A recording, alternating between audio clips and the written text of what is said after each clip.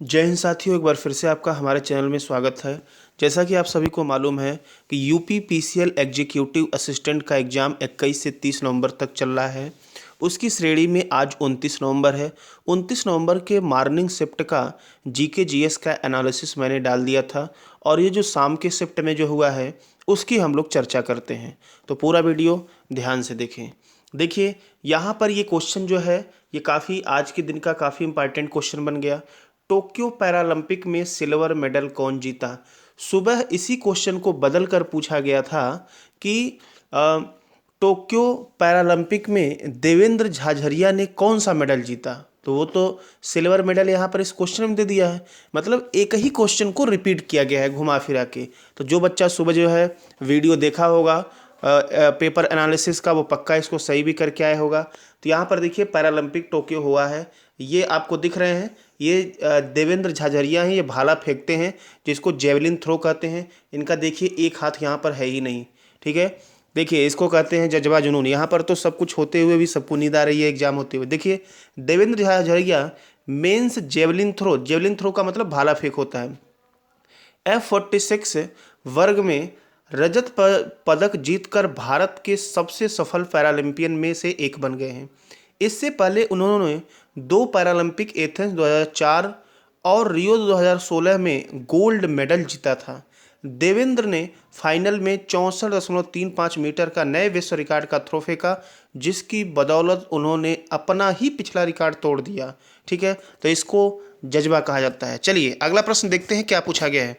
अगला प्रश्न यहाँ पर पूछा गया है, अगला प्रश्न नहीं, टोक्यो पैरालंपिक के बारे में थोड़ी सी और जानकारी आपको दे दें। यहाँ पर देखिए भारत का ऐतिहासिक प्रदर्शन हुआ है। 5 गोल्ड समेत कुल 19 मेडल आए हैं, ठीक है। जिसमें 5 गोल्ड, 8 सिल्वर और 6 क्या है, कांस्य पदक जो है भारत जीता है। और इसमें भारत 24वें स्थान पर रहा। अभी तक भारत का सबसे सर्वश्रेष्ठ प्रदर्शन रहा है। चलिए आगे बढ़ते हैं। अगला प्रश्न ये पूछा गया था कि भारत जो है यहाँ पर पूछा गया था कि इस साल अर्थात 2022 में धान का जो है उत्पादन कितना हुआ है। तो ध्यान से देखिए, अगर हम बात करें भारत की, तो विश्व में धान उत्पादन में, चावल उत्पादन में भारत दूसरे स्थान पे आता है, ठीक है। जबकि निर्यात के मामले में पहले स्थान पर है दुनिया में, ठीक है। भारत में चावल का उत्पादन 1980 में 53.6 मिलियन टन से बढ़कर 2021, अभी तो वित्तीय वर्ष 22 चल रहा है, 120 मिलियन टन हो गया है। यही प्रश्न आपसे पूछा गया था, ऑप्शन में भी था, ठीक है। चावल भारत के प्रमुख अनाजों में से एक है। धान भारत की प्रमुख फसल है। धान को इंग्लिश में पैडी भी कहा जाता है, ध्यान दीजिएगा, इसे पैडी भी कहते हैं, ठीक है। धान की खेती में भारत विश्व में अग्रणी देश है, ठीक है। निर्यात में पहले स्थान पे और उत्पादन में दूसरे स्थान पे, पहले पे चाइना है। आगे देखिए, इसी के बारे में अगर हम धान के बारे में बात करें तो हमारे देश में कौन सा राज्य टॉप पे है, तो यहाँ पर देखिए पश्चिम बंगाल। चावल का सर्वाधिक उत्पादन जो है पश्चिम बंगाल में ही होता है। और पश्चिम बंगाल में 2020 में देखिए यहाँ पर 15.7 मिलियन टन का उत्पादन हुआ था, ठीक है। चावल की खेती यहाँ पर की जाती है, ठीक है। और पंजाब के बाद दूसरे नंबर पे स्थान आता है उत्तर प्रदेश। ये अगले शिफ्ट वालों के लिए हम डिटेल बता रहे हैं। देखिए एग्जाम प्रश्न बार बार रिपीट हो रहे हैं उसी को घुमा फिरा के, तो ये पूछे जा सकते हैं। तो धान के सबसे बड़े उत्पादक राज्यों में उत्तर प्रदेश दूसरे स्थान पर आता है। यहाँ भी 15.52 मिलियन टन का उत्पादन हुआ था, ठीक है। और यहाँ पर जो चावल का प्रकार होता है वो पंथ 4 है, जया है, महसूरी है, कस्तूरी है, बासमती चावल, पूसा बासमती चावल, ये सारे किस्म की खेती होती है। तीसरे नंबर पर आता है आपका पंजाब चावल उत्पादन में, ठीक है। यहाँ पर प्रति वर्ष 12 मिलियन टन चावल का उत्पादन देश में तीसरे स्थान पर होता है। और पंजाब में अगर हम धान की किस्मों की बात करें तो रणवीर बासमती है, माही सुगंधा, पूसा बासमती और रणवीर बासमती धान की खेती होती है। लेकिन अगर प्रति हेक्टेयर उत्पादन की बात कर दिया जाए तो उसमें पंजाब आता है पहले स्थान पर। क्लियर है। चलिए अगला प्रश्न देख लेते हैं क्या पूछा गया है। अगला प्रश्न ये पूछा गया था कि 1969 में कितने बैंकों का राष्ट्रीयकरण किया गया था। तो इंदिरा गांधी के द्वारा। देखिए 1969 की अगर हम बात करें तो यहाँ पर देखिए इंदिरा गांधी थी। 19 जुलाई 1969 को इंदिरा गांधी क्या थी, प्रधानमंत्री और वित्त मंत्री दोनों थी। देश की पहली महिला प्रधानमंत्री और पहली महिला वित्त मंत्री दोनों इंदिरा गांधी हैं। ने देश के 14 सबसे बड़े निजी बैंकों का राष्ट्रीयकरण कर दिया था, ठीक है। तो 19 जुलाई 1969 को 14 सबसे बड़े वाणिज्यिक बैंकों का क्या किया था, उन्होंने राष्ट्रीयकरण किया था। और यदि बात करें इसके बाद क्या हुआ था, 1980 में 6 और निजी बैंकों का राष्ट्रीयकरण किया गया था। तो ये आपको जानकारी होना चाहिए। 1969 में 14 बैंक, और अगले आपके शिफ्ट में अगले दिन पूछा जा सकता है कि 1980 में 6 निजी बैंकों का राष्ट्रीयकरण किया गया था। अगला प्रश्न ये पूछा गया था, 10वीं पंचवर्षीय योजना के बारे में पूछा गया था कि इसका विकास लक्ष्य क्या था। ठीक है, तो देखिए यहाँ पर इस योजना की विशेषताओं में समावेशी तथा समान विकास को बढ़ावा देना। इसने प्रतिवर्ष 8% जीडीपी विकास दर का लक्ष्य रखा था। तो ये लक्ष्य आपका पूछा गया था, तो 8% था। और देख लीजिए, इसका उद्देश्य गरीबी को 50% तक कम करना और 80 मिलियन लोगों के लिए रोजगार का सृजन करना था। इसके अलावा इसका उद्देश्य क्षेत्रीय असमानताओं को कम करना था।